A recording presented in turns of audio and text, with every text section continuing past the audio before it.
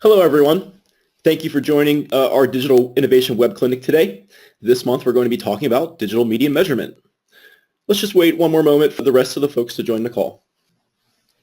All right, looks like we have everybody on. Thank you, everybody, for joining the call today. My name is Rick Rude. I am the Director of Digital Solutions Market Development here at Encima. I will be moderating today's discussion. With me, I have Domenico Tassone, Executive Vice President of Encima's Digital Solutions Practice. He has spent over 20 years in a variety of digital marketing leadership roles.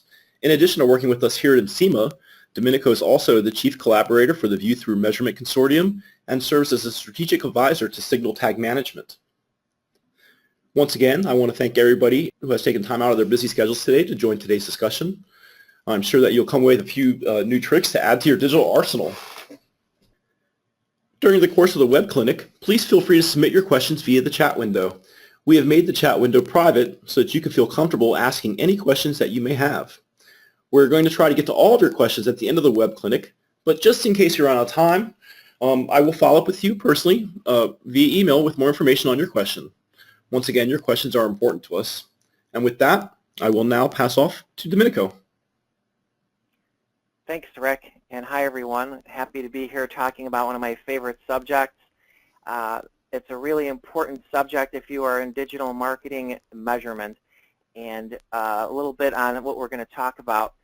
So we're talking about why digital media measurement is important, what it is, two major approaches used out there today, and a little bit about the technology. Everyone knows this is a technology-rich industry, digital marketing, so we'll talk a little bit about the framework for how we approach it and how you can approach it too. Why digital media measurement? Well, maybe obvious to everyone on this call, but it's a question that most people think about and don't really, necessarily think about the big picture of why.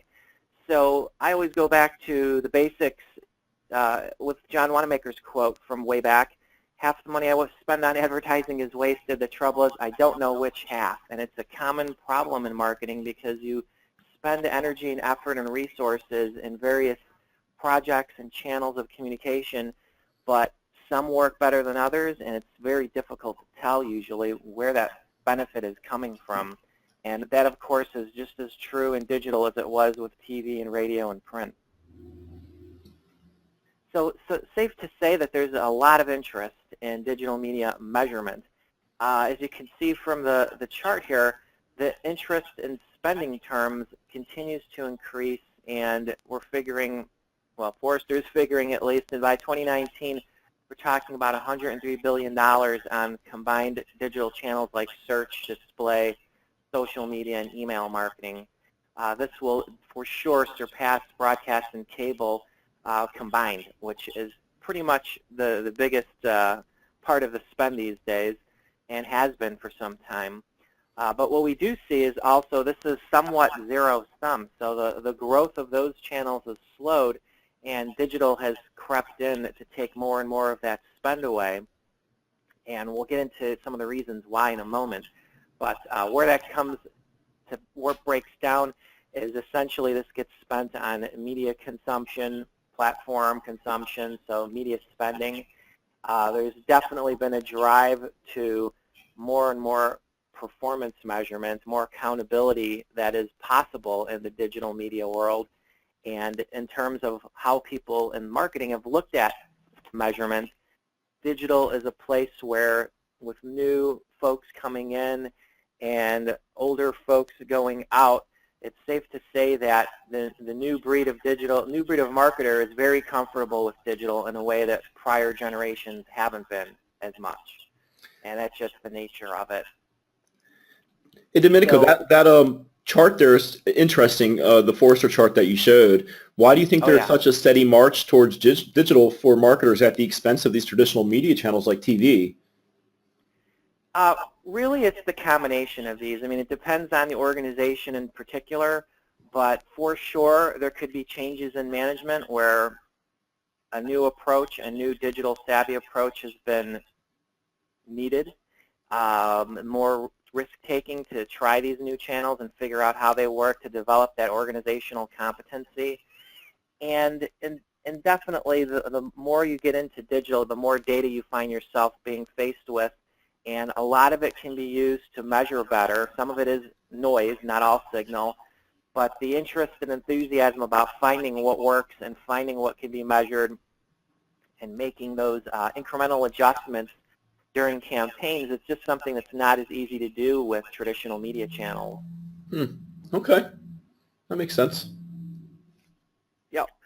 So moving on to talk about some of the stakeholders involved. So, the big scheme of the digital marketing world, you really have the three major areas here in terms of marketers, their agencies, and media companies, media vendors, who enable a lot of this technology and enable a lot of the measurement. Working together, the measurement definitely can be better, but everyone's got more expectations and greater interest in measuring. And when you come into digital, agencies now have analytics departments that really didn't have something quite so hands-on as they did with traditional media.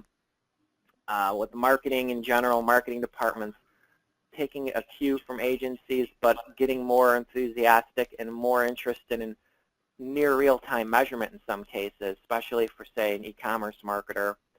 And of course, the media vendors out there have developed very sophisticated methods of running their media, running their ad campaigns, optimizing, managing inventory, and trying to serve their advertising clients better. They all have slightly different reasons and challenges when looking at digital. So much data that they're all trying to figure out how to better measure and optimize media from each of their respective standpoints. So I'll leave this one up just for a moment to get a sense of some of the challenges. Okay, so moving on, it's complicated for everyone. Digital marketers, for sure, are oftentimes faced with challenges and just understanding this huge deluge of data. How do you get this in place, and how do you make sense of it all? So a couple key points. 85% they are facing significant challenges in implementing the correct solutions to accurately analyze and interpret their data. And this is really table stakes. You have to set up the systems in order to do measurement that is worthwhile and meaningful for your organization, but that's not easy. It's new, for one. About the same 79% say they're having problems identifying the right risk indicators. And this really is speaking to the KPI conundrum. So many metrics, which is the most important one, and is that a static thing? Sometimes that changes over time. Next one, 54% stated their greatest barrier is the inability to identify what data to collect, followed closely by a lack of capacity to capture and analyze. So, once they've got the data and they know what they want to track, figuring out how to operationalize that and move it to decision-making processes, not easy. Really comes down to this idea of people, process, and measurement products. There's a ton of them out there. And what we're going to talk about in a moment is a framework for approaching all of these different products and the metrics that they generate. So, what is digital media measurement? I liken it to Moneyball. Talking to clients and others in the industry, this is a really interesting movie on a couple of levels. If you're a sports enthusiast, you're going to like it from the baseball side of it. But as an analytics-minded person, it was fascinating to me just the amount of interest and energy and effort that was put into figuring out which of the players had the best payoff. And it is a very similar question if you're running digital marketing campaigns and digital marketing programs. Which one's working best? And that could be in terms of which media vendors, which targeting tactics, which creative messaging is working. Many dimensions to that analysis, but this movie really focused on which of the players were most profitable in the long term, and that's really how you frame up digital marketing and digital media measurement in a very colorful way, let's say. It's playing Moneyball, and you want to be able to do this with the right measures in place. And if you're looking at the wrong measures, well, you end up with a very expensive team in this case of the movie, and not necessarily winning and not necessarily a long-term strategy. So we'll dig into this part now where we're talking about the two major measurement approaches to digital media. So what we're talking about at the end of the day is measuring people, and that's not easy. The two camps that have evolved over the years in traditional and digital, with digital really taking one of these much further, comes down to audience measurement, measurement of people, and server measurement, getting logs and sophisticated measurements from servers or machines that are delivering information. This is the big boom in digital measurement really came from the server measurement side. Many, many tools and technologies that I've seen since back in the 90s when we started at this web marketing, it's grown so much that it's hard to even imagine a world now where there isn't so much digital tracking and measurement out there. But audience measurement really has the roots deep, going back to methods developed after TV and radio were introduced. So 40s, 50s, and 60s, you know, there was Nielsen measuring TV and some others measuring various channels like Arbitron and radio. And a lot of what they did was based on more statistical methods that were indirect. But they were very good at measuring people. And so when we're talking about people, you know, think about such things as the people meter for measuring TV. You know, you're asking a small group, a hopefully representative group of people that you know as an audience research company, and you know about them, what are they watching? And at what level or what percentage or what share of a particular time slot are they watching? And extrapolating from that sample to the larger universe of all people watching TV at any given time.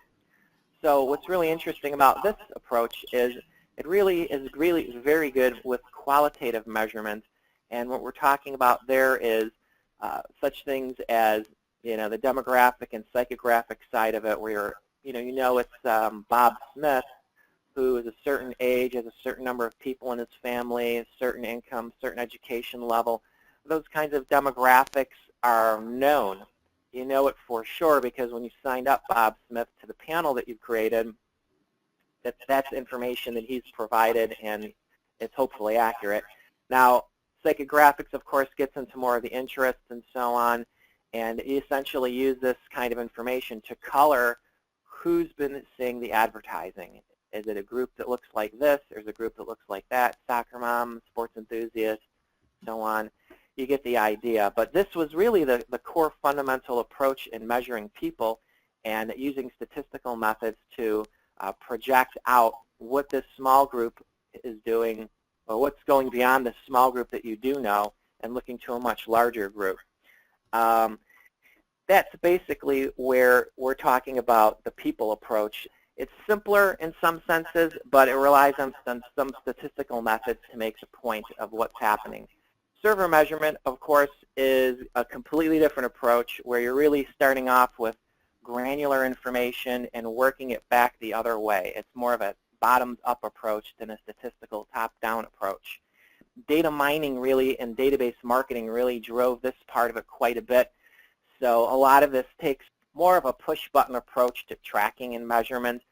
So, you know, if you're looking at Google Analytics or you're looking at Adobe Site Catalyst and trying to measure how many sessions or unique visitors or people, if you can get to that level of detail, came into my site, did X, Y, and Z, or were affected by my ad campaign, you know, this is a very different approach because you have a whole entire sort of transactional log that's been kept on some server somewhere that is a pretty good approximation of activity. And activity can be defined as people looking at pages, watching videos. It could be, you know, sending emails, watching or interacting with different kinds of content. So it's subject to some of the limitations, however, of the modern web browsing experience, and some of this is evolving as well, but we'll stick with web browsing for now. Cookies, these are things that can be deleted. They're important for tracking. Many people can use one machine, and conversely, you might have people who are using multiple devices to access content that's sitting on servers. So there are some complexities, including even non-human traffic, NHT they call it. That's basically where other servers are pulling information from your server and may or may not compromise the quality of the data that you're looking at. So these really are the two major approaches. Hey, Domenico, I do apologize. Sounds like we might have a little bit of an echo going on in the background. Thank you for letting us know, those of you that chimed in. I'm working on kind of adjusting that, so hopefully to get better, please let me know, okay? And Domenico, looking at this slide, I have one basic question. So what ultimately is the Sure. difference between audience measurement and server measurement? Is this like essentially offline versus online? No, no, it's not so simple. You can do audience measurement approaches and server measurement approaches online. You know, today, for example, Nielsen is still in the business. They're big presence, big factor in digital advertising measurement. They have a big panel ComScore. We'll get into some of the players, but for many of you who've seen audience measurement methods, they're still in work fine. They have just a different capability from something that's more precise and quantitative, let's say, as server-side measurement or server Okay, technology measurement. that makes sense. Thank you. Sure, sure. All right, I will move on to the next slide.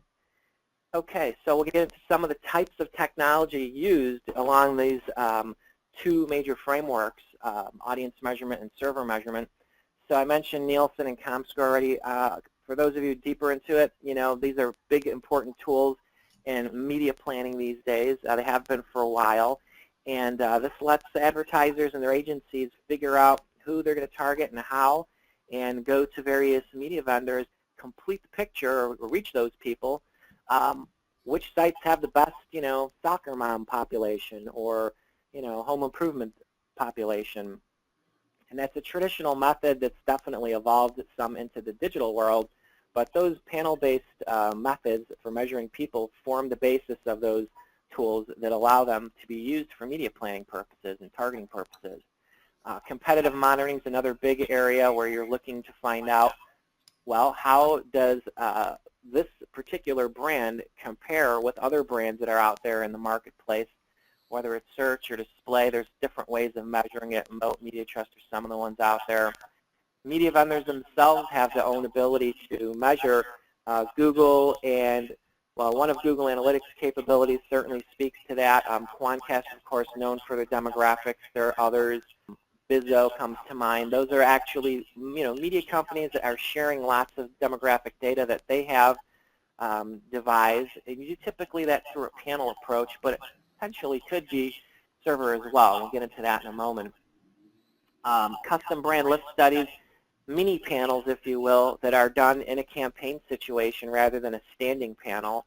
And you've all seen these surveys that pop up or slide over during a campaign where you're asked for information about, you know, which of these brands you prefer for whatever purpose, and you indicate your interest, and then it gives you a little graph to tell you what the results of the survey were. But those are mini panels, essentially, and they work very well for doing brand lift studies and things like that. Server measurement applications, I mentioned some of those, Adobe Analytics, IBM Chrometrics, Google Analytics. These are all tools that are on a server somewhere and are attached to some website and allow the site owners to figure out the various metrics that they're interested in. A newer area really coming up in the last several years is display or digital or algorithmic attribution, fractional attribution. Some of the tools used for that take the site analytics approach up a couple of notches. So odometry, visual IQ, conversion logic come to mind. Those are tools that really let you understand online conversion events and potentially offline in a much more, in a much deeper way. And I'll kind of leave it at that. That's worth a whole, that is definitely worth its own discussion, Rick. So maybe we'll do a session on that in the future. Viewability verification. Actually, this was a recent session, so that was a good one. But there's some tools out there that you can use to understand if your ads are being seen, and if so, at what rate. Agency ad servers are been around since the late 90s, since I kind of got into the business. Those really help advertisers centrally run consolidated campaigns, but they work really on the same principles as server measurements. You're serving a certain number of impressions. Impressions requested, impressions served sometimes can be different, and you have agency ad serving, publisher ad serving. It gets quite interesting if you get into it more. Media vendors themselves, again, using the data that they have handy, from their own systems that they share for running campaigns and measurement. And the list goes on and on. I mean, I didn't have my usual chart here with all the logos and graphs on it that's out there, but there's definitely a lot of tools. Last one is I'll mention traditional mix modeling just because this has been the method that's been dominant in the industry since probably the late 60s and 70s. And this is what's been used to measure traditional media, print, TV, radio, out of home. You know, this is really great for scaled media, but it does pose some problems when you're trying to measure very granular digital targeted advertising. But it is out there, and it is well known, and people are very comfortable using it for traditional media measurement. All right, moving on. To summarize, there's a lot of information here. Digital media measurement is really about management control, and digital marketing accountability is really about enforcing and helping make those business decisions. And it is a dynamic, evolving area. So I like to liken it to the tip of the spear. It's a messy place, and there's a lot going on. Technology is coming and going, and you know, campaigns and the teams that are running those campaigns evolving at the same time. So to really kind of, you know, wrap it up, there are many approaches, and it makes for many challenges. And encourage everyone to dig deeper when they're doing their measurement strategies. And hopefully you will come up with a manageable approach that works for you. And a final thought, not everything that can be counted counts, and not everything that counts can be counted. A quote from Albert Einstein, one of my favorites. And wish you all good luck in good media measurement. Thank you. Thank you, Dominic. That's actually one of my favorite quotes, too. So that concludes the main portion of our discussion today, but we definitely want to answer any questions that you may have at this time, so please feel free to enter your questions via the chat window. And as a reminder, we did make the chat window private, so no one else can see your questions. So please feel comfortable to ask any clarifying questions that come to mind, and we'll try to answer them all with our remaining time. While we wait for some of those questions to come in, I'm going to talk a little bit about the Encima Group. So the Encima Group is we are a business analytics company, and we focus on our clients' need to achieve three primary things: better data, better insights, and better results.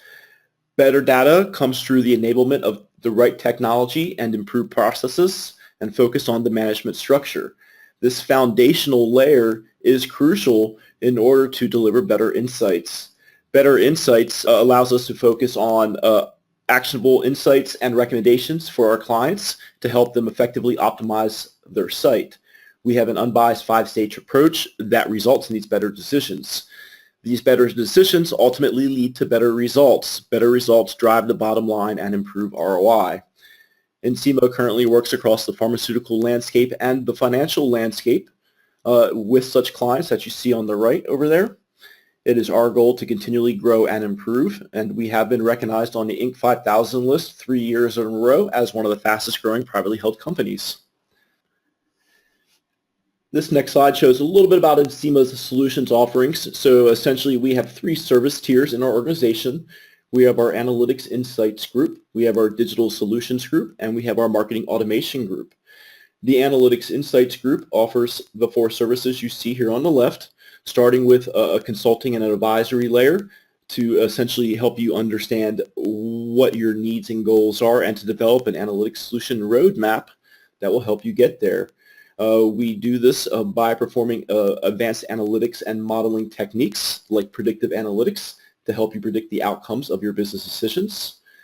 Another way we facilitate that analytics insight process is through the development of automated dashboards. So it's an always-on look at your KPIs to help you get the answers when you need it.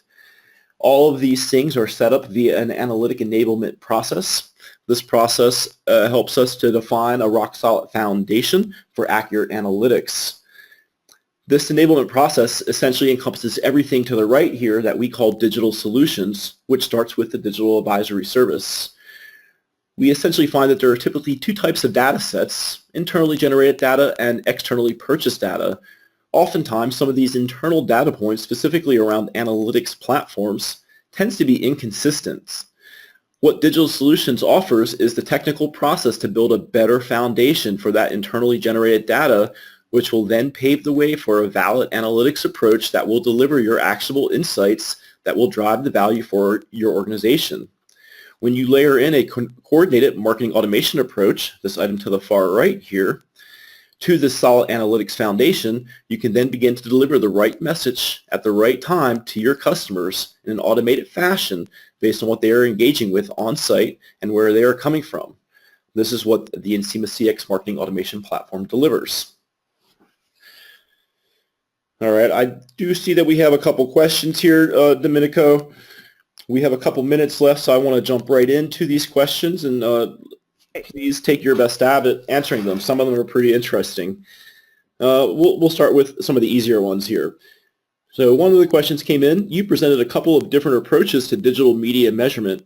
Is one better than the other? What should we do? Okay. One can be better than the other depending on what you are trying to measure. And really that comes down to thinking about your own measurement strategy. And that is something that we at Encima Group take pretty seriously. On the digital solutions team, we definitely ask hard questions during the early parts, the requirements gathering parts of the work that we do. And I know that our analytics team equally asks tough questions to help basically figure out what's going to be most appropriate for ongoing measurement purposes. There are a lot of numbers you can pull out of these platforms, and there's lots of vendors that will sell you whatever you want to, whatever you want to buy, whatever you're buying, and you really have to think through what it is that you're going after. Is it more about people and more about qualitative measurement, maybe figuring out awareness, or are you really just trying to get a running count of let's say traffic or unique visitors into your website and a close approximation for people? There's, again, many metrics that you can find out there. It really requires a little thought and a little upfront homework to figure out what's going to be most appropriate for any particular marketing problem. Thanks, that makes sense. This next question actually seems to be right in line with that, so I'll ask that. Again, you mentioned various types of tools for measurement. Is there a one-size-fits-all approach that would work for a brand with a smaller budget? A smaller what? Oh, I'm sorry, smaller budget. Apologies. A smaller budget. What was a typo? No, there is really no one-size-fits-all. I'm going to go back to the number one question here, which was about which is better. You may find that running some panel-based research alongside your display campaign is exactly giving you the information you need, and you're not so much worried about, I don't know, time on site, for example, which you might get from your server measurement.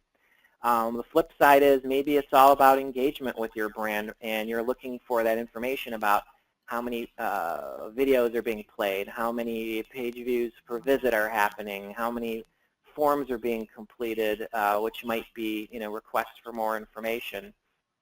It really goes back to measurement planning, in my opinion, and I'll use the old phrase GIGO, garbage in, garbage out.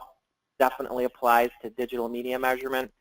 Think about what it is you want to get on the back end and what decisions you're going to want to make, and that will help guide you towards which tools are going to be most appropriate. That's insightful. Thank you. Let's see. We're almost out of time here. I have a couple more questions. I'll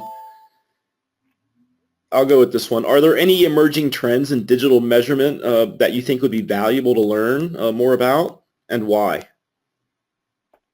There are a lot. There's a lot going on. As I mentioned, this is an industry that's definitely the tip of the spear. There's a lot of changing technologies. A lot of the vendors are coming and going and merging and acquiring, and the needs of marketers are still there, and the needs of marketers evolve at the same time.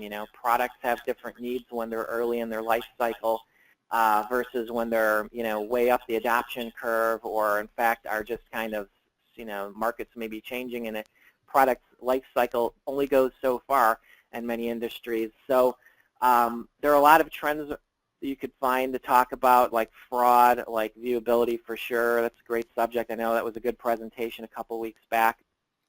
I mentioned digital attribution or fractional attribution. This is a really hot area. There's better tools that are emerging out there, and so much more happening with trends in terms of just everything that touches the digital marketing stack. And each one can almost have a deep dive on it. So that's a great subject for potentially another session, Rick. So maybe we should do one on that subject. What are some of the things you need to think about? No, I agree. I keep track of all these questions just because this helps us facilitate future webinars.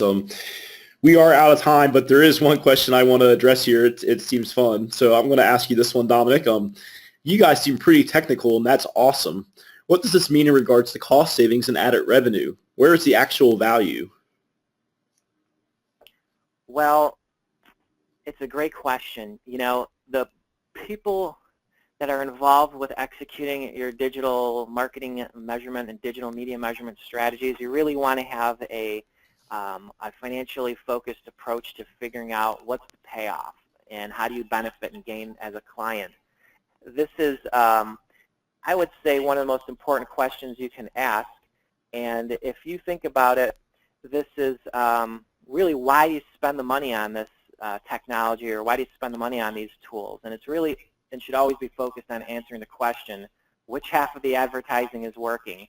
And if you can figure that out better, you're going to be able to measure the payoff and measure the sort of ROI side of this, which is, I made these changes to my web tracking, or I made these changes or added these tools to my campaign measurement.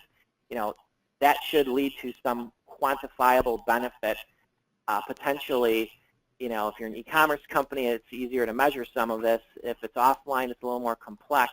But everything really leads to this question of what's the payoff. And these tools should be bringing you some kind of payoff, either short-term and long-term, or short-term or long-term. Okay. No, appreciate that. Want to thank you, Domenico, for a great discussion today. We are a little over our time limit, unfortunately, but everyone, please be on the lookout for part 2 of the Digital Media Measurement webinar presented by Domenico. We'll talk about some of those emerging trends and some quick tips and tricks that you can immediately take to improve your campaigns. We will be sending out that announcement shortly. Also, additionally, feel free to email me or Domenico with any questions or comments that you may have about today's presentation. We are always looking to improve our offering based on your feedback. I hope you enjoy the rest of your day, and thank you very much. Great. Thanks, Rick. Thanks, everyone. Thank you. Take care.